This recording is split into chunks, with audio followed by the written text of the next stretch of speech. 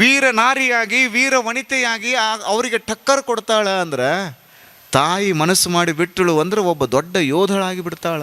ಆಕೆಗಿಂತ ದೊಡ್ಡ ಯೋಧ ಬೇರೆ ಯಾರೂ ಇಲ್ಲ. ತಾಯಿಗಿಂತ ದೊಡ್ಡ ಸೈನ್ಯ ಬೇರೆ ಯಾವುದೂ ಇಲ್ಲ. ಸಂದರ್ಭ ಬಂತು ಅಂದರೆ ತನ್ನ ಮಕ್ಕಳ ರಕ್ಷಣೆಗಾಗಿ ತನ್ನ ಜೀವ ಕೊಡ್ತಾಳ ಹೊರತಾಗಿ ಮಕ್ಕಳಿಗೆ ಏನೂ ಆಗಬಾರ್ದು ಅಂತ ತಿಳ್ಕೊಂಡು ಬಯಸುವ ಏಕೈಕ ಜೀವ ಅಂದರೆ ಅದು ತಾಯಿ ಅನ್ನುವಂಥದ್ದನ್ನು ಭಾಳ ಸ್ಪಷ್ಟವಾಗಿ ನೆನಪಿನಲ್ಲಿಟ್ಕೊಳ್ಬೇಕು. ಎಷ್ಟು ಹೇಳೋದು ಹೇಳ್ರಿ.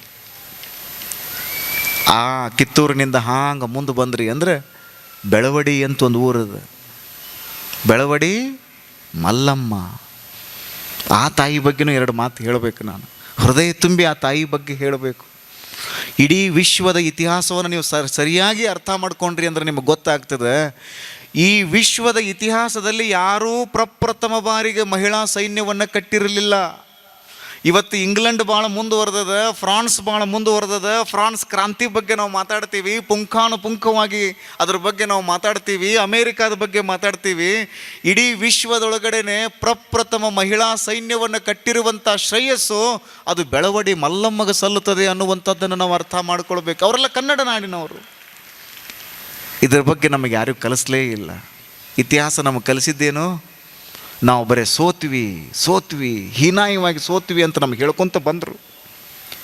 ನಮ್ಮಲ್ಲಿ ಕ್ಷಾತ್ರ ತೇಜದ ವೀರ ಕಥೆಗಳನ್ನು ನಮ್ಗೆ ಯಾರೂ ಹೇಳಲೇ ಇಲ್ಲ. ಇವನು ಸಣ್ಣ ಸಣ್ಣ ಮಕ್ಕಳಿದ್ದಾಗಲೇ ಇಂಥ ಕಥೆಗಳನ್ನು ನೀವು ಹೇಳ್ಕೊತ ಬೆಳೆಸಿದ್ರಿ ಅಂದರೆ ಅವರೂ ಕೂಡ ಕ್ಷಾತ್ರ ತೇಜದ ವೀರ ಮಕ್ಕಳು ನಿಮ್ಮಲ್ಲಿ ಆಗ್ತಾರೆ.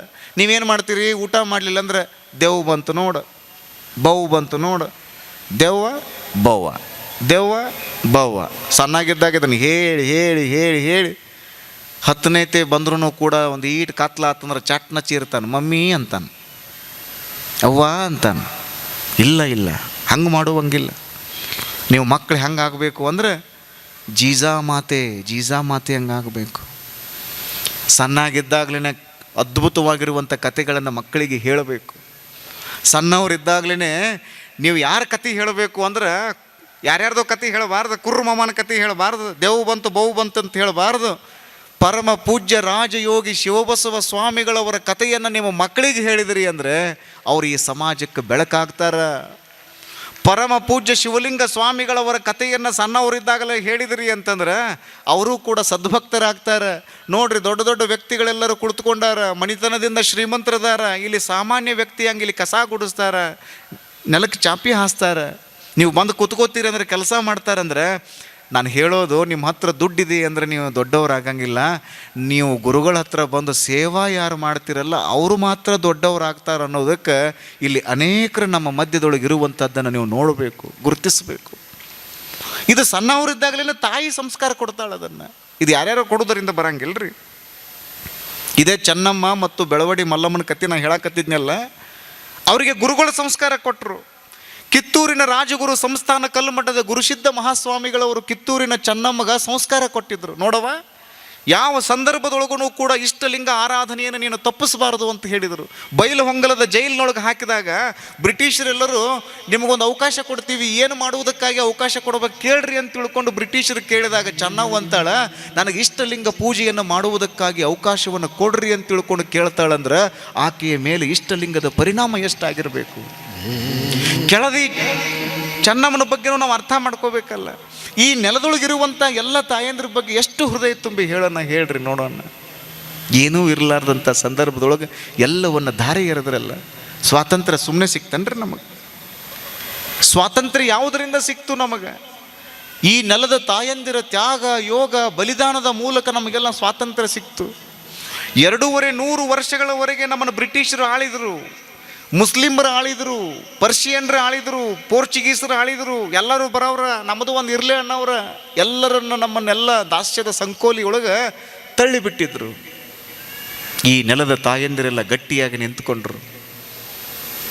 ಒಬ್ಬ ತಾಯಿ ಇದ್ಲು, ತನ್ನ ಮೊದಲನೇ ಮಗನ ಮಿಲ್ಟ್ರಿಗೆ ಕಳಿಸಿದ್ರಿ. ಮೊದಲನೇ ಮಗನ್ನ ಮಿಲ್ಟ್ರಿಗೆ ಕಳಿಸಿದ್ರು. ಸಣ್ಣಾಗಿದ್ದಾಗನ ಕತೆ ಹೇಳಿದ್ಲಲ್ಲ, ಚಂದ ಕತೆಗಳನ್ನು ಹೇಳಿದ್ಲಲ್ಲ. ಮಗ ಮಸ್ತಂಗಿ ನಮ್ಮವ್ವ ನನ್ನ ಕತೆ ಹೇಳ್ಯಾಳ ಅಂತ ತಿಳ್ಕೊಂಡು ಕೈಯಾಗ ಬಂದೂಕ್ ಹಿಡ್ಕೊಂಡು ಮುಂದೆ ಹೋಗವ. ವಿರೋಧಿಗಳ ರುಂಡವನ್ನು ಚೆಂಡಾಡಬೇಕು ಅಂತ ಮುಂದೆ ಹೋಗವ. ಒಬ್ಬ ವೀರ ಮಾತ್ರ ಮುಂದೆ ಹೋಗ್ತಾನೆ. ಹೇಳಿ ಯಾವಾಗೂ ಮುಂದೆ ಹೋಗಂಗಿಲ್ಲ, ಅವ ಹಿಂದೆ ಬರ್ತಾನೆ. ಕ್ಷಾತ್ರ ತೇಜದ ಒಬ್ಬ ವೀರ ಏನದಾನಲ್ಲ ಅವ ಯಾವಾಗಲೂ ಮುಂದೆ ಹೋಗ್ತಾನೆ, ಹಿಂದೆ ಯಾವಾಗೂ ಬರಂಗಿಲ್ಲ ಇವ ಮುಂದೆ ಹೋಗ್ತಿದ್ದಲ್ಲ.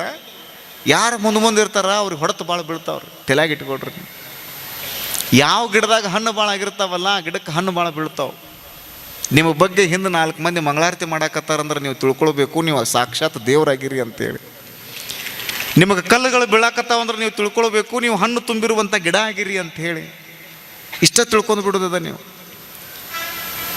ಮುಂದೆ ಬರ್ತಿದ್ದಲ್ಲ ಎದುರಾಳಿಯ ಗುಂಡು ಎದೆಯನ್ನು ಸೀಳಿ ಬಿಡ್ತು. ಹೆಣ ಬಿತ್ತರೆ ಅವನು ಹುಡುಗಂದು ತೊಗೊಂಡು ಬಂದ್ರೆ ಅವನ ಕಡೆಯಿಂದ ಮನೆಗೆ. ಪಾರ್ಥಿವ ಶರೀರವನ್ನು ನೋಡಿರುವಂಥ ತಾಯಿ ಮಮ್ಮಲ ಮರುಗಿದಳು. ಮಗ ತೀರ್ಕೊಂಡ. ಏನಾಯಿತು?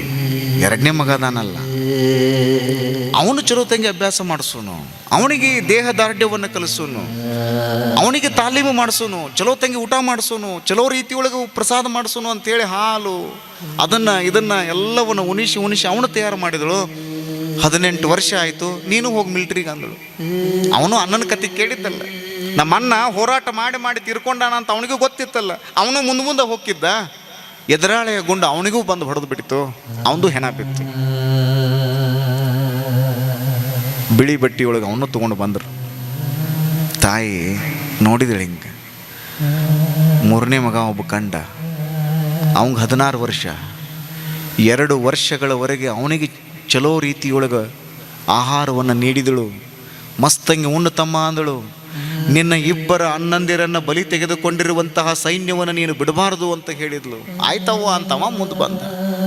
ಮಸ್ತಂಗಿ ತಾಲೀಮ್ ಮಾಡಿದ. ಅವನು ಮಿಲ್ಟ್ರಿಗೆ ಹೋದ. ಅವನು ಮುಂದೆ ಹೋಗವ.